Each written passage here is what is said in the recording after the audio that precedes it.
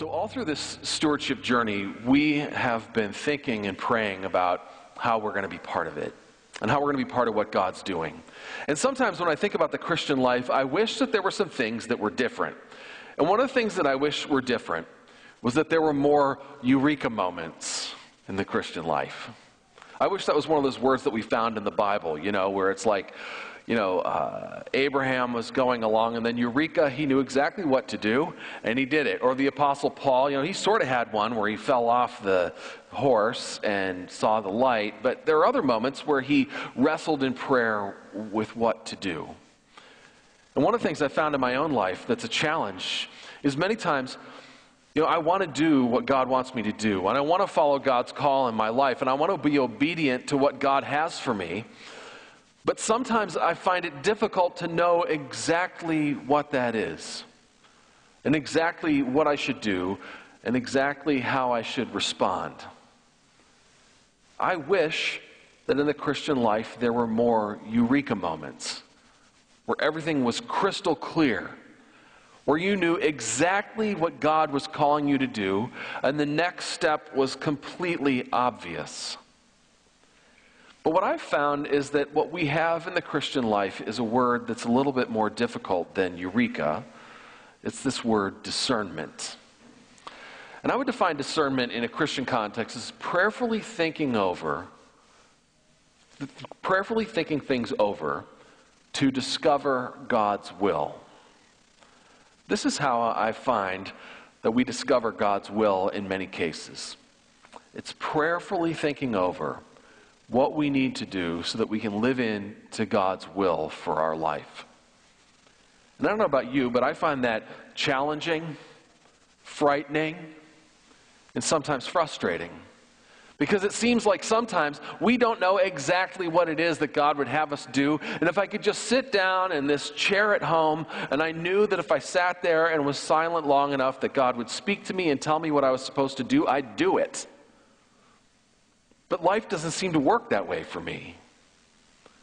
That it seems like a lot of times we have options in front of us and choices to make and decisions that have to be made. And we make these decisions prayerfully, listening to God, but somewhat tentatively because sometimes we don't exactly know what the will of God is.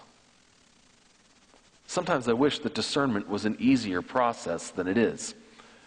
I have this book that I've read many times, and it's a book I love. It's called Listening Hearts. It's written by a group of people who are talking about discerning God's call in a community. And they have this great little section where they talk about discernment. And they say discernment is a little like driving at night. The headlights cast only enough light for us to see the next small bit of road immediately in front of us. Ultimately, discernment requires our willingness to act in faith on our sense of what God is calling us to do.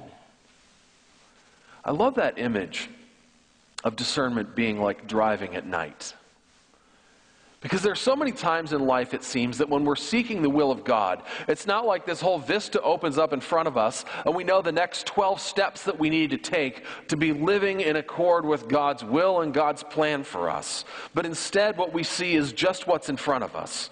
But the beauty of this image is that it does tell us that we get enough light that we can see so that we can keep moving forward.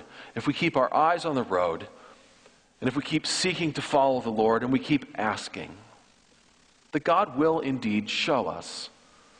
But sometimes the way that God shows us is step by step, rather than showing us the entire picture. But living step by step sometimes can be hard. And it can sometimes be confusing. And it can sometimes make us wonder if we're making the right next step. I actually think that Christian discernment sort of has three parts. The first part is praying. The second part is listening to God. And the third part is taking that step, taking that leap. And for me, I find the praying part is the easiest part. Because it's not that hard to sit down and pray and say, Lord, what would you have me do? That part's easy because it's talking. And most of us, especially me, we're good at talking. We can say things. The hard part is listening. At least for me. How do we know that we're hearing the Lord's voice and not some fulfillment of our own desires? How do we know that we're listening to the voice of God and not the voice of the person next to me? How can we discern that we're actually hearing what God has to say to us rather than hearing the background noise of the culture that we live in? Listening for God is difficult. There are those moments where God speaks with crystal clarity. I've experienced some of those moments myself, and I hope that you have too. But most of my life is not guided by God speaking with crystal clarity directly to Ryan, saying, this is what you ought to do, and this is where you ought to go. But instead, it's this process of sitting back and trying to hear the voice of the Lord, looking at my life, looking at my situation, and trying to make sense of what God is saying to me. How do we learn to listen to the Lord? The good news is that God has given us an important tool to listen, and that tool is the Bible. But I think that sometimes when we read the Bible, it's hard for us to imagine that God is using it directly to speak to us because, we read stories and we read letters and we hear all those things, and some of them speak to us in a fairly direct way. Some of them speak to us in a rather indirect way, but sometimes it seems like we're just reading these stories and hearing about what God has done, but we really wonder about what God is doing in us and through us. One of the things that's gotten me thinking about discernment is that through this capital stewardship journey, what we've asked you to do is not to pull out your checkbook, but instead to pray. And we've asked you to pray because we want you to be prayerfully discerning how God is calling you to participate and be part of what God is doing here. And I hope in this process that you've heard God speak to you. But what I want to do today is I want to share with you a little bit of my own discernment process and how I believe that God has spoken to me. And God spoke to me through thinking about King David. Whenever preachers come up with sermons and sermon series, you look through these texts and you pray over them and you think about what's going on in the life of the church and the life of people in your congregation and in your own life, and think about how God's speaking and where we want God to take us.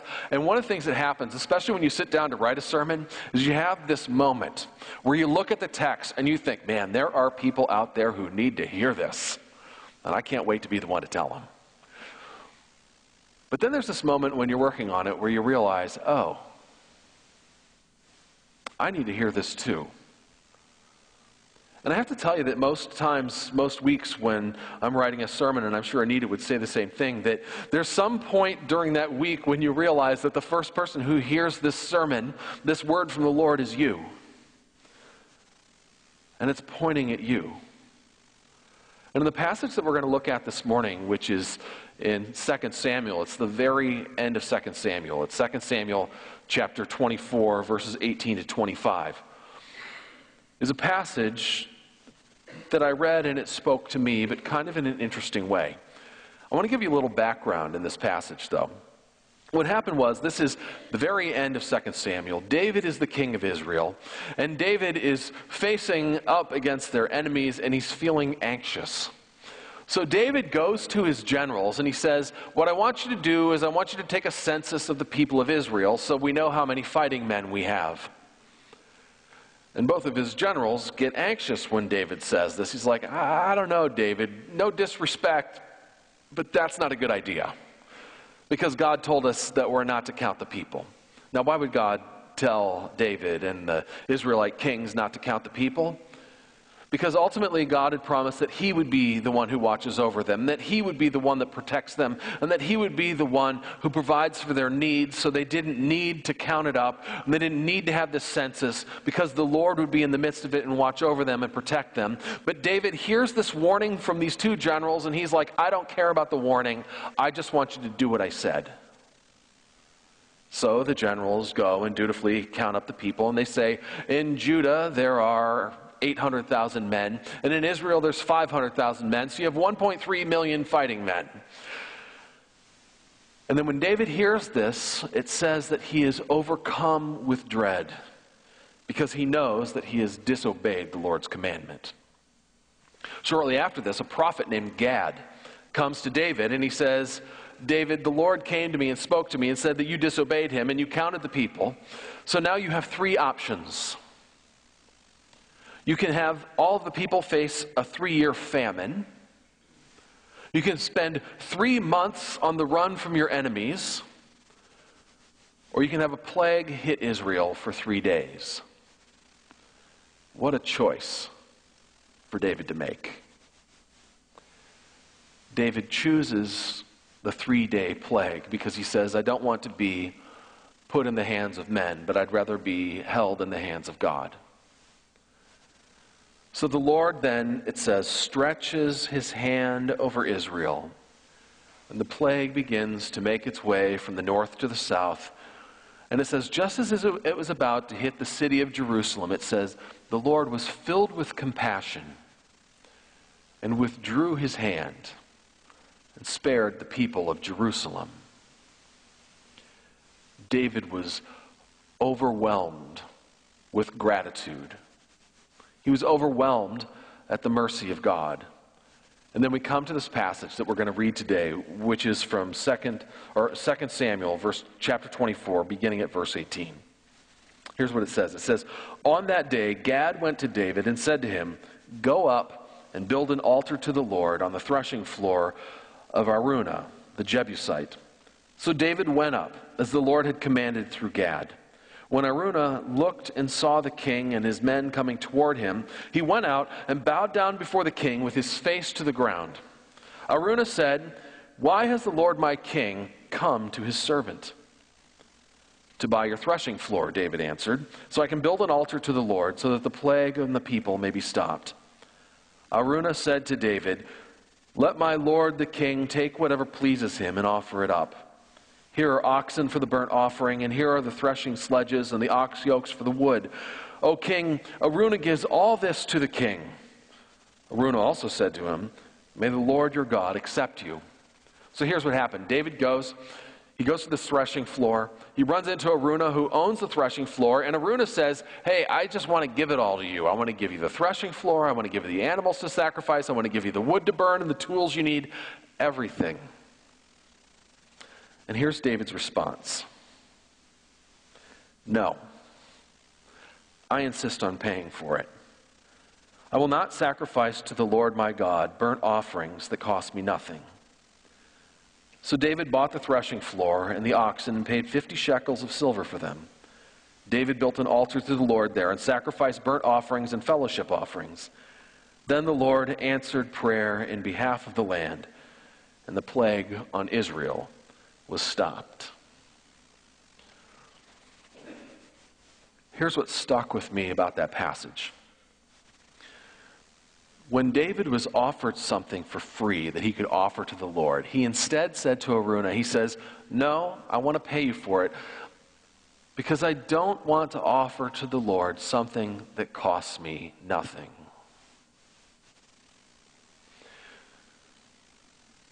I was thinking and praying about this passage and what it said to you. And then it struck me what it said to me. And it actually started in an odd way. I have 4 collections of things, and I love all 4 of these collections. One of them is, if you go to my office, you'll see I have a few books in there, and I buy books on a fairly regular basis because I just love books. The other thing is I collect nativities from all over the world, these little nativity sets, and I put them out all through the year, and I have a bunch of them, and each one of them has a particular meaning for me, and I love them. Another thing I have is I have a record collection at home that's ever growing, and if you come over to my house, there's a good chance I'm going to make you sit in my living room, and I'm going to make you listen to records, whether you want to or not. And the other thing is I'll give you the backstory on the record, where I got it, who it is, why it's important, and how it fits in with the rest of the collection. If you want to hear that, you're welcome to come over. And then in my office, I have this box. And every time people walk into my office and they see this box, they immediately ask me one question. Oh, is that a humidor? No, it's not. It's a fountain pen display case. And I have to tell you, the look on people's face is utter disappointment. I think people wish I was a cigar smoker and not a fountain pen collector, but alas, I am. So I was at, of all places, a presbytery meeting. And I discovered there's this other pastor that lives over in Bucks County, and he too is a fountain pen collector. So every time we see each other, we bring a special pen and we show the other person, you write with it and you ooh and you ah. So I went to presbytery and I brought this pen with me. I bought this pen for about $90 in New York, maybe 8 years ago, with one of my best friends, who also is a pen collector, and there's a group of us. And then we go to New York, we go to the store, I find this pen, I buy it, and I say to this guy, I say, you got to see this pen, and I show it to him. I said, it's really an interesting thing. So he takes it, he writes with it, he's like, I love that thing. Where can I get one? I said, well, I got it in New York. So I tell him. Then a couple days later, I get this email back from him, and he says, how much did you pay for that pen? I don't want to know. And I told him, I said, well, it's not as much as you think. And he says, well, I've been looking for several days to find one, and I found one in Singapore for $800. And I was like, this is awesome. So I go home and I tell my wife, I said, guess how much this thing's worth? She's like, I don't know, like $20. I said, $20? How about you multiply that by like a lot? I told her it's $800, 40 times more than she thought it was worth. And I told her, I said, I love this thing. I'm never getting rid of it. And then right after that, I told her about this passage from 2 Samuel. And she said to me, you know, maybe you should start praying about that pen. That wasn't what I thought about at first. I thought about, keeping it in its box and taking it out and showing people. But I actually took her advice and I started praying about this pen. And I have to tell you, I love this pen. Like, I use this pen probably more than any other pen I've got. So after she said this and after I was praying about it, I filled it with ink and I started writing with it. And I kept praying about it. And it came to me that what David said about himself also needs to be true about me. That I don't want to offer to God something that costs me nothing. It's not that money doesn't cost you anything. Of course it costs you something, but I could give an amount of money that's far greater than the $800 for this pen. And you do it on a regular basis, you do it week by week, and you never really miss it because you don't think about it after the time you write it down on your card. But as I prayed about this pen, I realized this is a way for me to give to the Lord something that costs me something, that means something to me. So I'm going to sell this pen, and whatever I get for it, I'm going to offer back to the Lord's work here at First Press through our Foundations for the Future Capital Project. Because I want to give to God something that matters. And I'm doing it not out of obligation, but out of gratitude. Because through this process of praying about this pen, actually, it came to me how grateful I am for this church, for all of you, for God's work in my life, and for the way that God's provided for me and for my family for many years. And I've realized that many times I give things without thinking. So I want to give something that matters and makes a difference. So if you have $800 burning a hole in your pocket and you want an awesome pen, we can talk after church and you can have this. I even have the case. That matters, believe me. So as I've thought about giving, and I've thought about this program, and I've thought about our journey, one of the things that we're asking people to do is not to give equal amounts, but to give with an equal sense of sacrifice. And I have this great little book by the writer Frederick Buechner. It's kind of an offbeat way of talking about theological terms. It's called Wishful Thinking, a Theological ABC. And he has these little, short, pithy definitions of words that are theological. And here's his definition for sacrifice. To sacrifice something is to make it holy by giving it away for love. That's my prayer that in our discernment, we will discern what it means for us to live and to give sacrificially. to give something away, making it holy because we gave it away for love. For our love for God, for our love for our neighbors. You know, you could come up with a decision by looking at your bank accounts and your checkbook, and you can make a decision by falling on your knees and being prayerful. You might do one of the other, and you might actually come up with the same number, but it's not just about the number, it's about the way that we get there. It's about thinking about giving sacrificially because we're giving out of love. Love for God, love for our neighbors, love for our community, and love for one another. Discernment is hard work. It's hard work because we have to learn to tune our ears to listen closely for when God is speaking.